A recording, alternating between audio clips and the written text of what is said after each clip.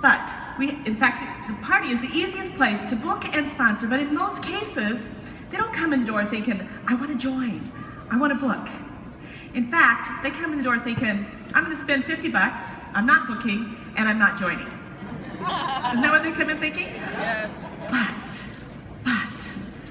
we have the 20-minute time of presentation to impact and influence, to move them in the direction of booking, to move them closer to a yes in joining our team. If we want to leave with high sales, multiple bookings, and a sponsoring lead, we need to be really intentional about our party presentation. We tend to talk a lot about the jewelry. We mention the booking opportunity, and we skip the sponsoring part almost altogether, frequently.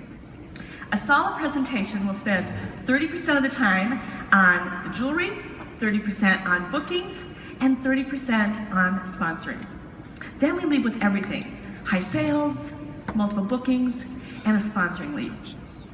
Everything comes from our parties: sales, bookings, new customers, sponsors, future leaders, everything.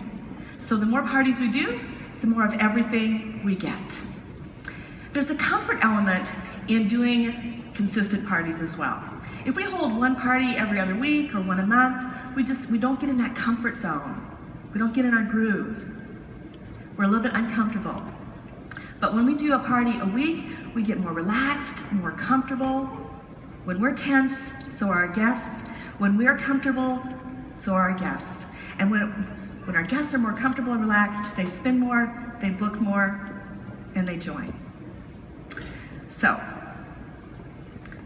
we want to make sure that we are doing consistent parties and that then our booking and our sponsoring pipeline is full. So let's talk specifics. Our business, it's a numbers game. Let's take a look at the slide up here. I want to walk you through that. Our average party is $800 a month. When we hold one party a week, our sales are $3,200 and our commissions are $960. 2 parties a week, which is about 5 hours, is $6,400 in sales and $1,920 in commissions. So I want to talk to you about a couple of scenarios here as we look at this slide. The power of 2. Let's say we start out in July with 8 bookings. Cancellations are a part of the game. They're going to happen. 1 out of 4 is typical, normal. So if we start out with 8 parties, we're going to hold 6. If we book 1 party at each of those parties, then we're going to go into August with 6, right?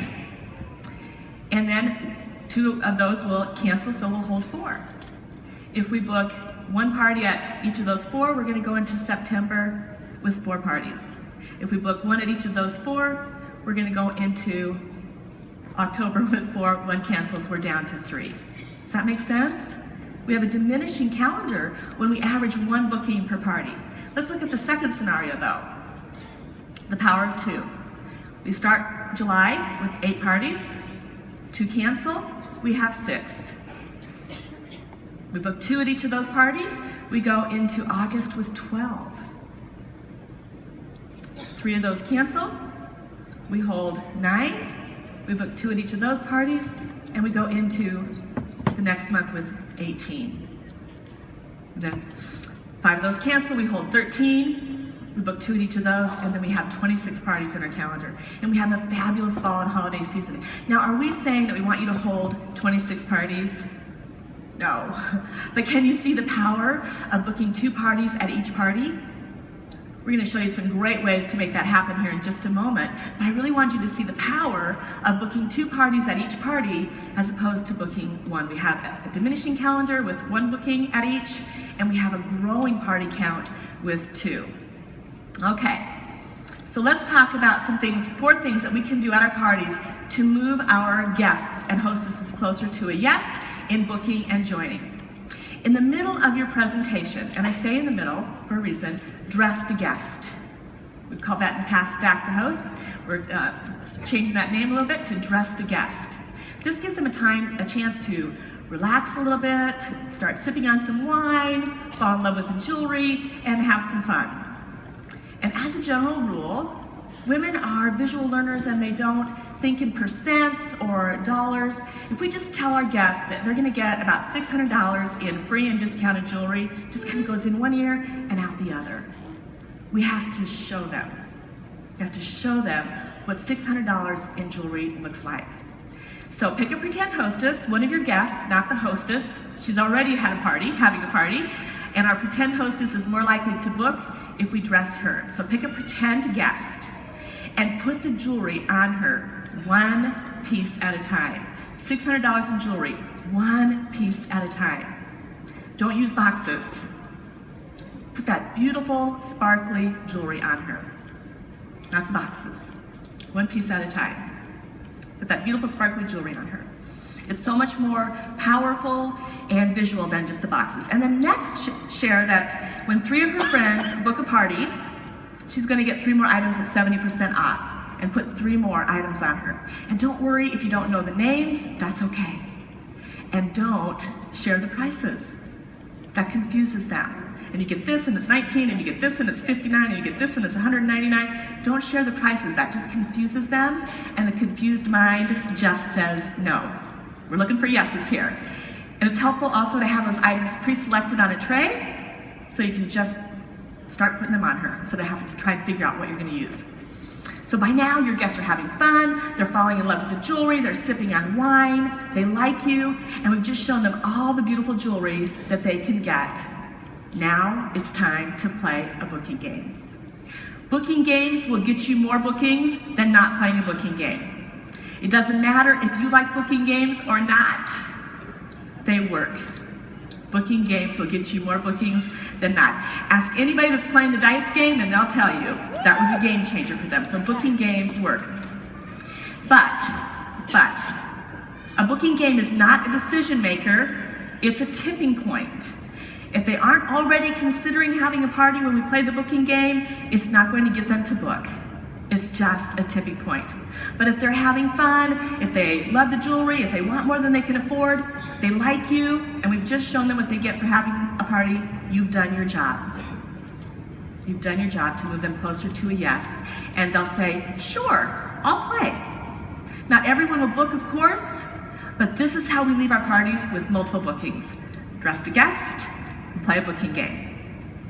And we do this on a consistent basis. We have a high party count. Okay, next we're gonna be talking about our why stories throughout this conference. We've been talking about them, so I'm not gonna spend a lot of time with that, but that's one of the 2 most powerful things that we can do to move them closer to a yes in joining your team.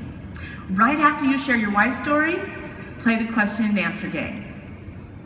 You're gonna see a model of that in just a moment. The reason that the question and answer game works so well is because we're not just standing up there telling them how wonderful Touchstone is, and we are Swarovski, and you should join because you can go on a free incentive trip, and the cost of the kit is really affordable, and we're gonna hold your hand, and you're gonna go to meetings. We're not telling them everything that's so wonderful about Touchstone. They're just asking us questions, and we're just answering them. So it's a much more comfortable platform for them to receive that information from us. We do want to give them starter questions though. If you've ever tried the question and answer game and just had silence, that's probably why. We didn't give them starter questions. They don't know what to ask. But when we give them starter questions, those are the first 4 questions they ask, and then they're kind of off and running. You can give suggestions like, how much does it cost to get started? How do I go on an all expense paid vacation absolutely free? If I decide to give Touchstone a try, how much help and support will I get? You can ask me how much you could earn holding 2 parties a week, which is about 5 hours. That's my favorite question. But we give them starter questions, and then they're off and running. So, to recap, the 4 things that we want to make sure we do at every party to leave with sales, multiple bookings, and sponsoring leads is dress the guest, play a booking game, share your why story, and then follow with a question and answer game. Those are the 4 things that we want to do to make sure we leave with bookings, sponsors, and high sales. I have such a treat for you guys today.